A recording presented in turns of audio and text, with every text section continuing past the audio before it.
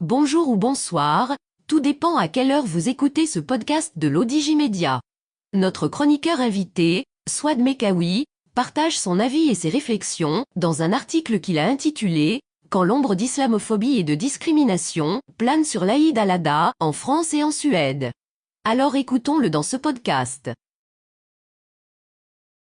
L'auteur démarre son article ainsi. Et si on laissait tomber les faux semblants pour parler franchement? On ne le sait que trop bien, une maladie insidieuse et noire comme la suie se répand à travers la belle France allant jusqu'au froid de la Suède, l'islamophobie. C'est comme un film d'horreur qui se joue en plein jour, pendant que nous célébrions l'Aïd al-Adha, un des moments les plus sacrés de l'année pour nous autres musulmans. C'est à se demander, dans une démocratie digne de ce nom, où est passé le respect des droits de l'homme, ces piliers si fondamentaux de la société, comme la liberté de culte et l'interdiction de toute discrimination? Ces principes ont été tragiquement bafoués lors de la récente célébration de l'Aïd al-Adha, éclipsés par des incidents troublants en Suède et en France, qui ont ouvert une brèche dans la réflexion sur la laïcité, la liberté religieuse et la lutte contre l'islamophobie. Laïcité, dites-vous? L'auteur poursuit son article ainsi. Encore une fois, puisque c'est devenu presque une habitude, le sol suédois a été ébranlé par un sacrilège. De ce pays si paisible et civilisé, nous est parvenu un scandale qui nous a tous laissés stupéfaits, un exemplaire du Saint-Coran a été profané, et stupeur, sous le regard protecteur des autorités. Une action ignoble, qui a créé une fissure dans le tissu social et exacerbé la marginalisation et la discrimination des musulmans. Un geste dégoûtant qui, bien que non représentatif de l'ensemble de la société suédoise, n'en demeure pas moins une attaque contre une des religions les plus respectées du monde, et un combustible potentiel pour des flammes de violence et de tension. Pendant ce temps, en France, le débat sur l'interdiction du voile dans les compétitions sportives a ravivé les questions de laïcité et de discrimination. La laïcité, en principe, un pilier et l'une des clés de voûte de la société française, semble parfois servir d'excuse et se transformer en entrave à la liberté religieuse des individus. Il est tout de même troublant, voire exaspérant de constater que cette interdiction vise particulièrement les femmes musulmanes, laissant transparaître une double discrimination, à la fois de genre et de religion. En parallèle à ces événements, l'Hexagone a été et continue d'être le théâtre de violences déchirantes.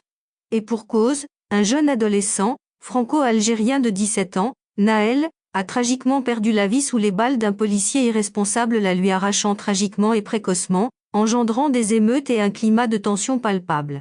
Comme si la situation n'était pas déjà assez tendue, ce tragique drame a déclenché des émeutes et une atmosphère de tension plus épaisse qu'un smog parisien.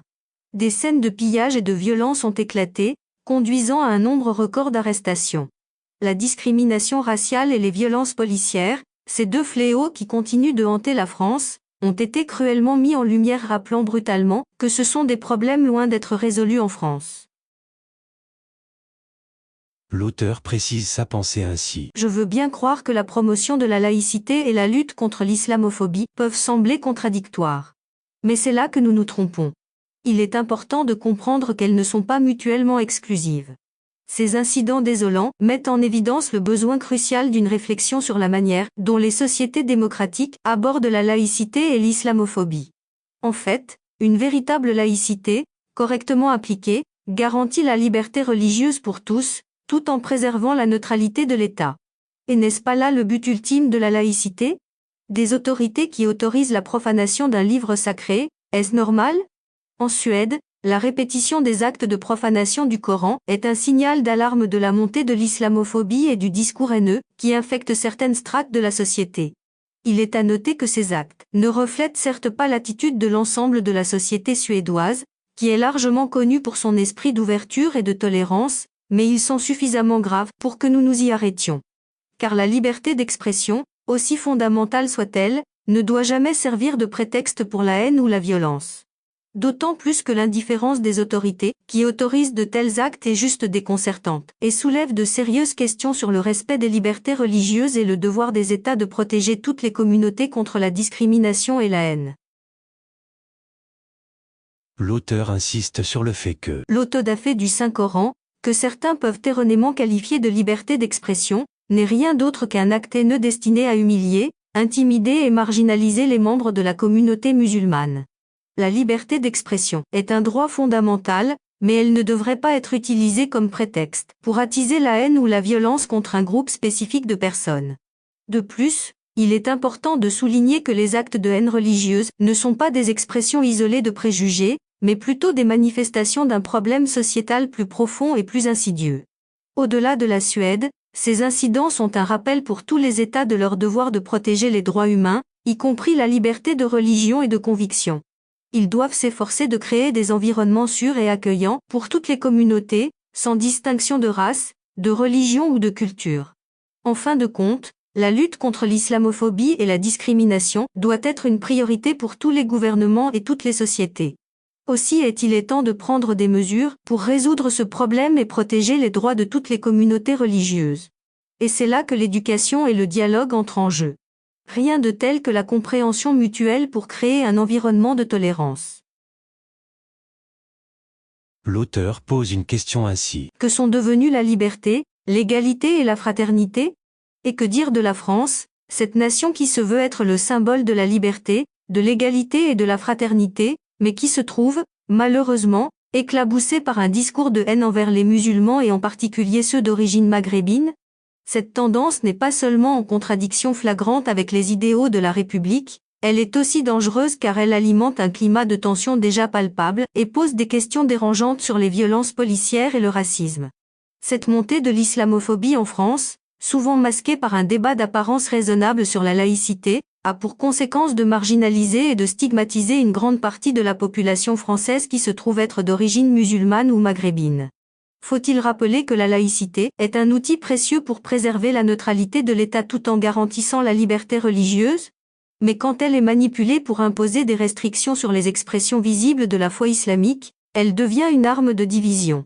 Or cette instrumentalisation de la laïcité crée un environnement dans lequel l'islamophobie et la xénophobie peuvent prospérer. Force est de constater que des personnalités politiques de haut rang et des médias mainstream ont parfois contribué à ce climat hostile. Des débats sur l'identité nationale, la sécurité et le terrorisme sont souvent entrelacés avec des propos et des mesures qui semblent viser spécifiquement les musulmans et les personnes d'origine maghrébine, renforçant ainsi les stéréotypes négatifs et l'hostilité à leur égard. L'auteur conclut son article ainsi. En fin de compte, la montée de l'islamophobie en France n'est pas seulement un problème pour les musulmans, mais pour tous les Français en premier. Elle menace les principes mêmes sur lesquels la République a été fondée.